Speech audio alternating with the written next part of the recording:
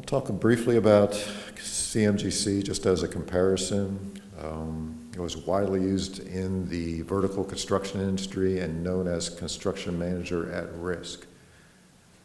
Federal Highways made a conscious decision to call it something else, construction manager general contractor, mostly because of Utah's experience.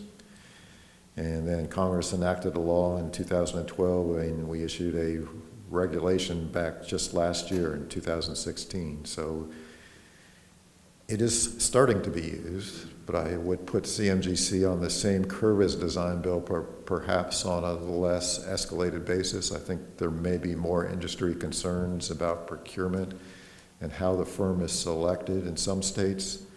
So I think eventually we'll see the same growth pattern with CMGC as we do with design build. It's got a lot of advantages, but the industry is still concerned in a number of states that will limit initial use.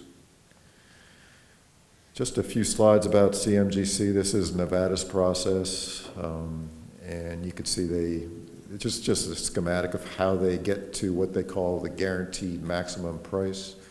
We call that price agreement in our federal regulation, but Nevada uses the traditional terms, construction manager at risk, and they have a GMP as the price they're trying to get to, but they contract with a CM firm early in the process. They get input throughout the design process. They go through a series of cost comparisons with the CM firm and an independent cost estimator.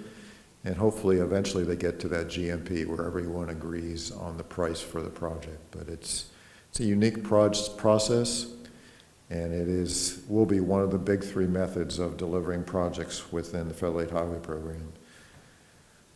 So we've got these three major delivery systems being used now across the country. They're all operational as far as Federal Highways is concerned, and starting to be widely used.